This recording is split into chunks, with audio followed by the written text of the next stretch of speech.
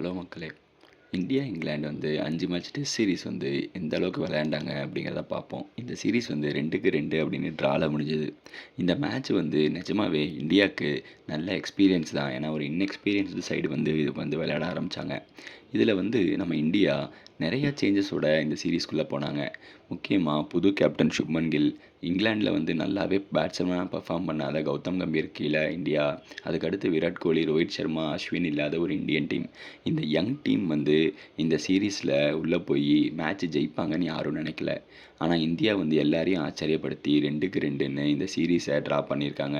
இந்த சீரீஸ் வந்து டெஸ்ட் கிரிக்கெட்டோட ஒரு நல்ல எக்ஸாம்பிள். நல்லா விளையாண்டா எந்த மேட்சையும் ஜெயிக்கலாம், எந்த சீரீஸையும் ஜெயிக்கலாம், எங்கே வேணால் ஜெயிக்கலாம் அப்படிங்கிறதுக்கு ஒரு பெரிய எக்ஸாம்பிள்.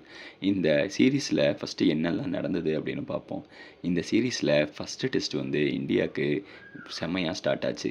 எஸ்எஸ்வி ஜெய்ஸ்வால், கில்லு, ரிஷப் பண்ட் அப்படின்னு சொல்லி எல்லாருமே செஞ்சுரி அடிக்க இந்த மேட்ச் கடைசியில் இங்கிலாந்துக்கு ஃபைனல் டேயில் 371 ரன் டார்கெட்னு செட் பண்ணாங்க.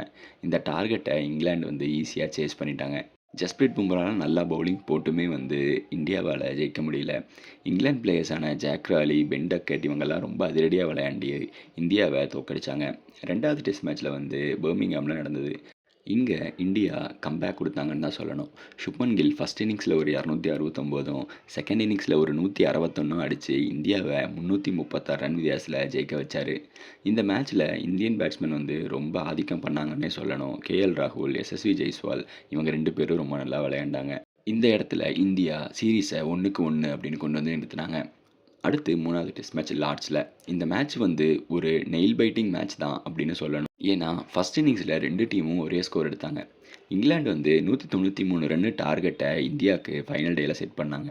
இந்தியா பேட்ஸ்மேன் வந்து எல்லாருமே வந்து அடுத்தடுத்து அவுட் ஆக, ஜடேஜா மட்டும் ஒரு பக்கம் போராட இந்தியா 22 ரன் வித்தியாசத்தில் தோத்தாங்க. இந்த மேட்ச்சில் இந்தியன் டீம் நல்லா பெர்ஃபார்ம் பண்ணியிருந்தாலும் இங்கிலாந்தோட பவுலர்ஸ் முக்கியமாக கிறிஸ் வோக்ஸும் பென் ஸ்டோக்ஸும் இந்தியன் பேட்ஸ்மேனை வந்து ரொம்ப கண்ட்ரோல் பண்ணாங்கன்னு தான் சொல்லணும்.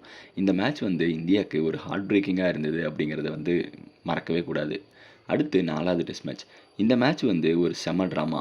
இந்தியா ஃபஸ்ட் இன்னிங்ஸில் வந்து 350 எடுத்தாங்க. அடுத்து இங்கிலாந்து வந்து 669 ரன் எடுத்தாங்க. Joe Root 150, Ben Stokes 141 run அடித்தாங்க. 2வது இன்னிங்ஸில் இந்தியா 0க்கு 2ன்னு ஸ்டார்ட் பண்ணாங்க. 311 ரன் பின்னாடி இருந்தாங்க. ஆனால் சுப்மன் கில், கேஎல் ராகுல், ரவீந்திர ஜடேஜா, வாஷிங்டன் சுந்தர் இவங்க எல்லாரோட செமையான பேட்டிங்கில் இந்தியா இந்த மேட்சை வந்து ஒரு செம ட்ரா பண்ணாங்க. இந்த மேட்ச்சில் ஜடேஜாவும் சுந்தரும் செஞ்சுரி அடித்து இங்கிலாந்து கேப்டன் ஸ்டோக்ஸோட ட்ரா ஆஃபரை மறுத்து ரசிகர்களுக்கு ஒரு குஷி கொடுத்தாங்க அப்படின்னு தான் சொல்லணும். இதுக்கடுத்து 5வது டெஸ்ட் மேட்ச். இதுதான் இந்த சீரீஸோட கிளைமேக்ஸ். இந்தியா 224 ரன் அடித்தாங்க. இங்கிலாந்து 246 ரன் அடித்தாங்க. இந்தியா வந்து 2வது இன்னிங்ஸில் எஸ்எஸ்வி ஜெய்ஸ்வாலோட செஞ்சுரினால் 374 ரன் அப்படிங்கிற டார்கெட்டை இங்கிலாந்துக்கு செட் பண்ணாங்க. 4வது நாள் முடிவில் இங்கிலாந்து வந்து 339க்கு 6, 39 ரன் தான் தேவைப்பட்டுச்சு கடைசி நாளில்.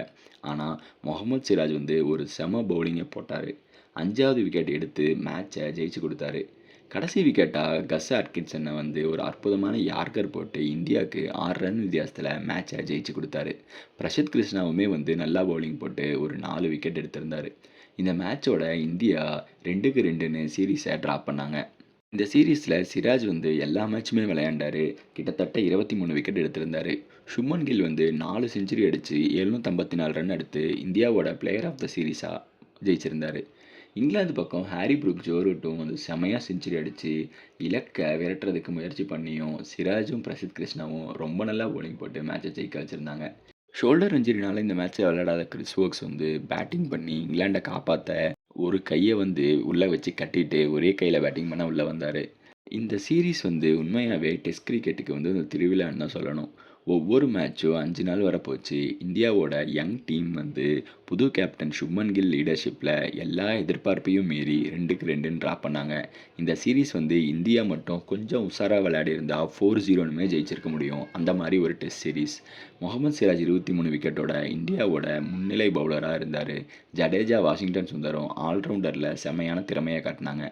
பெரிய பிளேயர்ஸ் இல்லாமல் இந்த சீரீஸை இந்த அளவுக்கு விளையாண்ட இந்தியன் டீம் வந்து இந்த யங் டீமுக்கு இது ஒரு புதிய தொடக்கமாக இருக்கும் அப்படின்னு சந்தேகமே வேணாம். இந்தியா வந்து இதோட சாதனையை குறிப்பாக வெளிநாட்டில் இந்த தொடரை ட்ராப் பண்ணது இந்தியாவோட யங் பிளேயர்ஸ்க்கு ஒரு நல்ல உற்சாகத்தை கொடுக்கும். இதுக்கடுத்து ஏசியா கப் வருது, அதுக்கப்புறம் வெஸ்ட் இண்டீஸில் டெஸ்ட் சீரீஸ் வருது. இந்தியா வந்து இதுக்கு ரெடி ஆகும். 4-0ன்னு ஜெயிச்சிருக்க வேண்டிய சீரீஸை நம்ம 2-2ன்னு ட்ரா பண்ணது வந்து பெரிய விஷயம் தான். சிராஜுக்கும், பும்ராக்கும் கம்பெனி குடுக்குற மாரி இந்தியா வந்து இன்னொரு 2 பவுலர ரெடி பண்ணாங்கன்னா, இந்தியாவ வந்து ஓவர்சீஸ்ல யாராலயும் அடிச்சுக்க முடியாது.